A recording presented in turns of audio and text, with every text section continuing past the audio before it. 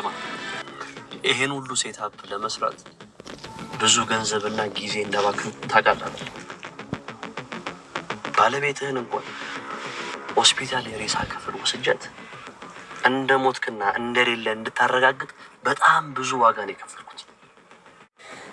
የልጆች አባት እያለች ያነባችሁ እንባ አሁንም ድረስ ውስጥ የቀርቷል። ለማንኛውም ቃል በገባሁልህ መሰረት ነፍስህን ታድጌታለሁ። ቆይና እኔ ምን እንዳደርግልን የፈለግ? ከነ መድብል ጋር የጀመርኩትን ጨዋታ እስከምጨርስ ድረስ ከዚህ ከተማ ርቀት ትወጣለህ። የምትፈልገው ነገር ሁሉ ይደረግልሃል። ይሰማኝ ነው አይደል? ነገር ግን ተሳስተህ ስትንቀሸቀሽ የሆነ ነገር ብታደርግ ማለት ነው እኔው ራሴን የምገልጽ ግናው መድብል እንግዲህ ዛሬም ከዝና ጋር እየተፋለመ ይገኛል። እንግዲህ ዝና እንደምታውቁት ብዙ ሰው የሚፈራው ማለት ነው። እንግዲህ ከብሩክ ጀምሮ በጣም ዝናን ለመራቅ ነው ሰው የሚጥረው።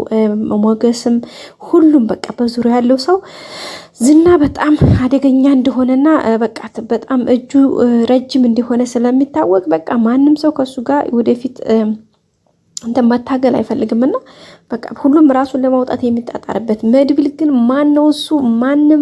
ማንም ህይወት ነው ለየትኛው ህይወቴ ለየትኛው እንትኔ ነው በቃ ለማንምና ለምንም አላስብም ብሎ እንግዲህ ፊት ለፊት እየተፋለመ ያለው መድብል ነው ጋይስ። መድብል እንግዲህ ከመጀመሪያ ከመጣጡ ጀምሮ እንደምታውቁት ካሁን ቀደም የመጀመሪያው እንግዲህ ብሩክ በታገተበት ሰዓት ላይ የመጀመሪያው ወደ ቤተሰብ ሲቀላቀል እንደምታውቁት ሞገስን ዝና በጣም እንትን እያለው ነበርና አንተ ወግድ በቃ ሞገስን እገላለሁ ብሎ ሲጋበዝ እንዲወንድ ተዋለው ማለት ነው። ተዋለው ጋበዘው። በቃ መናገር ያለበት ነገር ተናገረ። ተው እንደዛ አይሆንም፣ እንደዛ አይደረግም፣ ተረጋጋ ብሎ በፒስ ሊያወራው ቢሞክርም ግን አሻፈረኝ እምቧዘራፍ ሲል ዝና እንግዲህ ዝናን ዘርሮት እንዴት አድርጎ እንደቀረው ታውቃላችሁ። ከዛም ወዲህ እንግዲህ ወንድሙ ብሩክን ለማስወጣት የከፈለውን መስዋዕትነት በቃ ከሀ እስከ ፐ ድረስ ታውቃላችሁ። ቤተሰቦቻችን በሚገባ መልኩ ነው እንግዲህ ያስተናገዳቸው። በመጨረሻም እንግዲህ አሁን ላይ ለመድብልን በቃ በጣም ነው ዝና ራሱ የሚፈራው። የሚገርማችሁ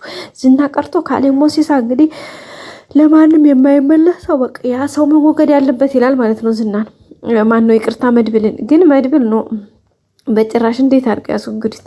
በእነሱ ቤት እኮ ብዙ ነገር ማድረግ ይፈልጋሉ፣ ግን ምንም ነው ምንም የማይበገራቸው ጋይስ። በጣም ነው የሚፈሩት ደግሞ ምናምን በቃ ጀግንነቱ ወንድነቱ ምናምን በቃ ጋይስ እንዴት ብዬ ልገራቸው? ኦማይ ይቀጥላላችሁ እውነት ማለት ነው። በቃ እኔ መድብልን ሳይ በቃ ሞራኔ ጭቅ ነው የሚለው ማለት ነው። እኔ ራሱ በቃ ወንድ ነው እንዴ የሌለ ወንድነት ነው የሚሰማኝ። አሁንም በቃ ሞገስን እንግዲህ ሞገስ በቃ አብሽር አለውልህ፣ እኔ አለውልህ በቃ ወንድም ማለት ጓደኛ ማለት እኮ ግዴታ የሆነ በቃ የደስታ ሰዓት ብቻ አይደለም። በቃ አሁን ላይ ለአንተ ከጎን ካልሆን መቼ ልንሆን ነው ብሎ ነው እንግዲህ። የሚገርመው ነገር ከመድብል በላይ እኮ ሞገስ ለብሩክ ነው ብዙ መስዋዕት የሚከፈለው። በቃ ልጁን ለማሳከም ብዙ መስዋዕት ነው። በዛ ላይ እነዚህና ሲያባረሩት በቃ እንትን እንዳይሄድ እንኳን ሀገር እንዳይወጣ ልጁ እንዳያሳክም እንኳን ኤርፖርት ላይ ነገሮችን አበለሻሽተው ለማስቀረት ያላደረጉት ነገር የለም። ግን ምን ታደርጉታላችሁ? በቃ ሞገስ ብዙ ነገር መስዋዕት ከፍሏል። በቃ በገንዘብ፣ በሀሳብ፣ በጉልበት፣ በተለያየ ነገር ብዙ ነገሮች መስዋዕት ከፍሏል። ግን ለመድብል እኮ ምንም አላደረግለትም። በባለፈው ብቻ ወንድሙን እንግዲህ እንትን ሲል አምሮ እሱም ጓደኝነት ስላስገደደው ሂዶ ተፋልሟል አለቀ። ከዛ ውጭ ምንም እንትን ያለው ነገር የለም። ግን በቃ እንደምታወጣ አሁን ላይ መድብል በቃ አብሽር ነው ያለው። ብሩክ እንግዲህ እንደው ቢቀርብን ብሎ ነበር እንደምታውቁት ማለት ነው። እንደው ቢቀርብን ይሻላል ከዝና ጋር ምናምን ሲል እንዴ ምን ማለት ነው? ካልፈለግክ አንተ መውጣት ትችላለህ፣ በቃ አንተ መውጣት ትችላለህ ብሎ ነው እንግዲህ አስተያየት የሰጠው ማለት ነው። ብሩክ አረ እንዴ ምን ማለት እንዴት ብሎ ይጣል ሞገስን አሁን እንዴት እናደርግ ምናምን ያለ እንግዲህ ብሩክ እየተንቀጠቀጠ ነው። ብሩክ መጀመሪያ ላይ ነበር ጉጂ፣ ግን አሁን ፈሪ እየሆነ ነው። ለምንድን ነው? ፍቅር ስለያዘ ለልጁ ስለሚያስብ ወይስ ምን? በፊትም እንኳን እንደዛ የሚፈራው በዛ ውስጥ ነው እንኳን እንትኑ ያሸንፈው ነበር የሚገርማችሁ ማለት ነው። አሁን ላይ ግን ቀዝቀዝ ብሏል። እና እንግዲህ መድብል በቃ አለውልህ ብሎ እንግዲህ አሁን